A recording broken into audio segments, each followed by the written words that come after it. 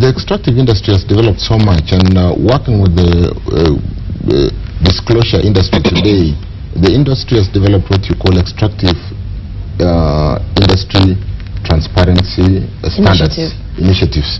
And what there is today, there is so much disclosure expected of us, expected of all these companies, to the extent that when you sign into the framework of this disclosure framework, and then to the extent that there is so much development today, you know, discoveries happens in a country sometimes without the prerequisite regulatory and legal framework, and then therefore you get into the market without a framework that governs the sector.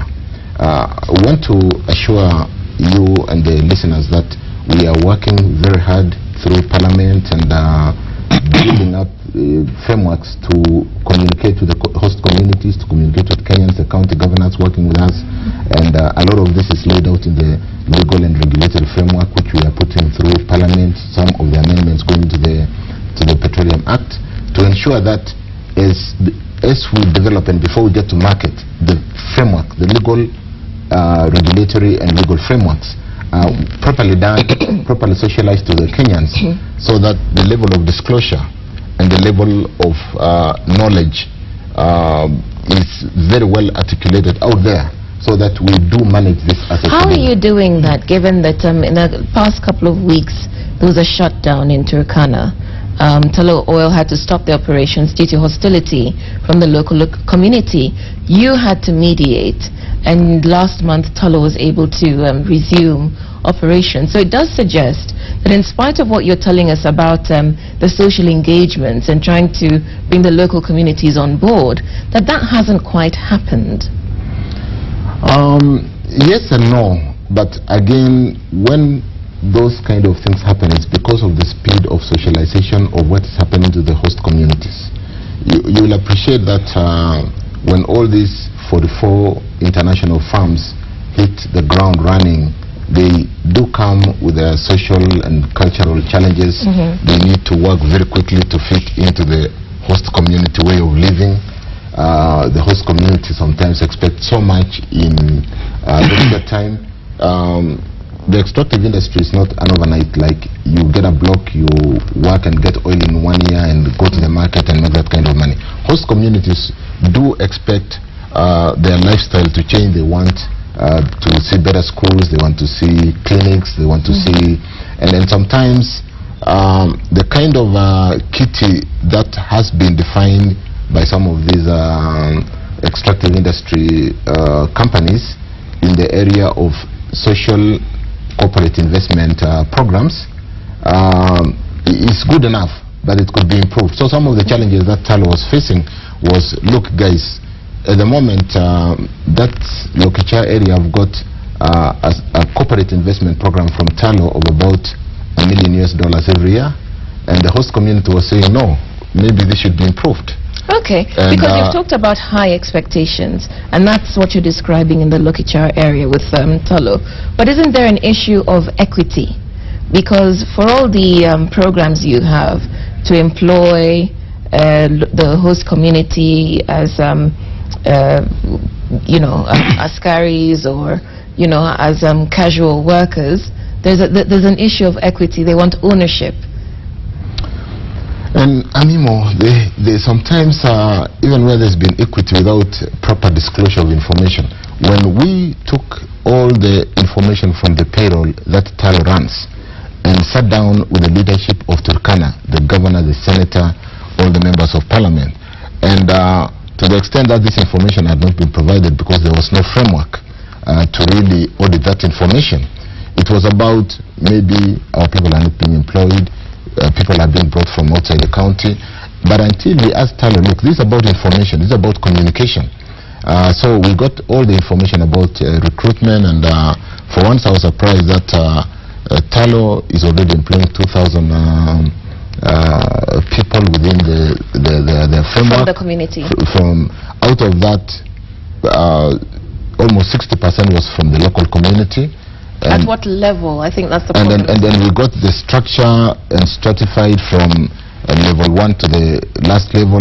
And let me also bring to speed the fact that the production sharing contract, and specifically the Petroleum Act, does require that local content be infused and to ensure that all those companies employed in the sector are actually employing locals. So yes, it was more of disclosure of information that has been done. We have the other challenge, we did not have a liaison officer, which is basically the request for information would be happening in Turkana. The information was sitting in Nairobi, and then therefore the speed to which Talo would be able to communicate. We've since resolved that and said, Talo, you reach a level where we need to establish a liaison office on the ground, so that some of the information that is required by the community is readily available on the ground, and with a person who is mandated to release that kind of information. So it was not just about employment, it was about Talo hires about 2,000 cars, 2,000 vehicles to support in the logistical, and the community are given this slice of business to do. But sometimes it's about, are the people hiring out cars to Talo from Turkana, or are they from Nairobi, you and me, buying some 50, 60 vehicles and giving to Talo? So we've been able to do fairly good level of disclosure, build a framework on a memorandum of understanding about how they are going to interact every day. But sometimes the expectation of the host community and lack of proper communication can pose a challenge, and we are learning to communicate more, set up some of these liaison offices within the host community. An area in the extractive sector that we may not have time to talk about today would be the coal mining area in Moi. And then we are out next week possibly to sign the benefit sharing agreement. Okay. And we'll come back to other sources of energy after the break. This is Cheche, live on Citizen TV. Today's guest is the Cabinet Secretary for Energy and Petroleum, Davis Chirchir. If you have any questions or opinions for him, the SMS number is 22422 and the Twitter handle is Cheche_TV.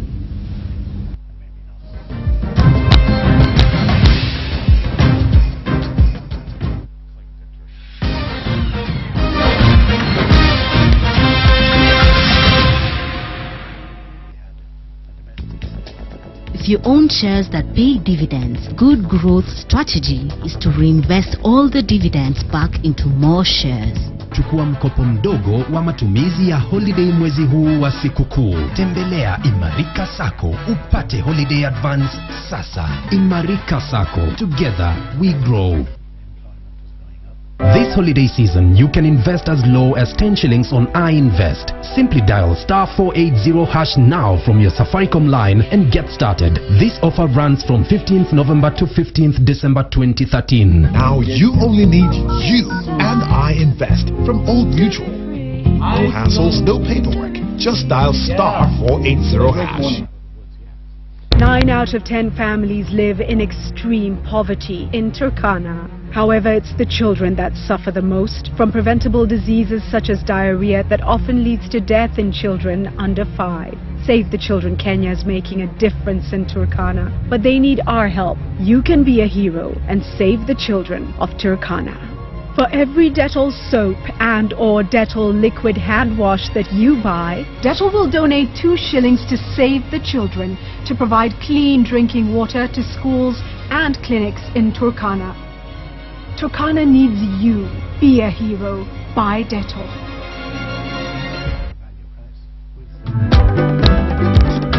Saving in a group or circle will give you necessary checks to keep you committed to your saving plan. At Unitas Sacco, we are building the next financial movement. Join the movement. Unitas, you and me. Here's the best place to be. Hi Kenya, I'm proud to be a Kenyan and I'm so happy to celebrate this universally with all other Kenyans. Happy birthday, welcome Kenya to 50 years.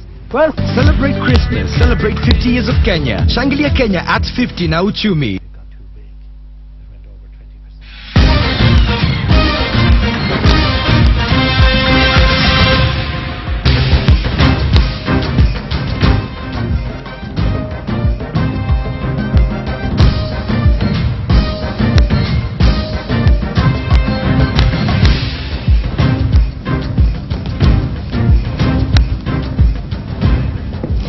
Welcome back to Cheche, the program where opinion counts on Citizen TV. The Cabinet Secretary for Energy and Petroleum is our guest today, and we're talking about the country's oil fortunes. And before the break, you explained what you had done to mediate in the standoff between Tullow Oil and the host community in Turkana. But the question also is, all this oil that's being drilled, you give us a time frame of about 4 to 5 years. What are we doing with it? Are we refining it ourselves because we do have challenges with the refinery, or are we, drilling it to export it? Thank you again, and we're working, and really, if the latest initiative on the regional cooperation, particularly as we look at developing the Northern Corridor, which is bringing in South Sudan to work with us on the LAPSET project. The LAPSET project is a project with very many interesting many projects inside, and one of them is a pipeline, the crude oil pipeline. And we're looking to working with Uganda and South Sudan to build a crude oil pipeline coming out of Juba through Lokicha, possibly with a T from Hoima out of Uganda and coming through into Lamu. That gives us the capacity and the scale to be able to leverage on the oil from South Sudan, Hoima and Kenya to make the pipeline fairly cost effective. But having said that, it's one thing to extract oil and export. It's another thing, and that's like the primary market.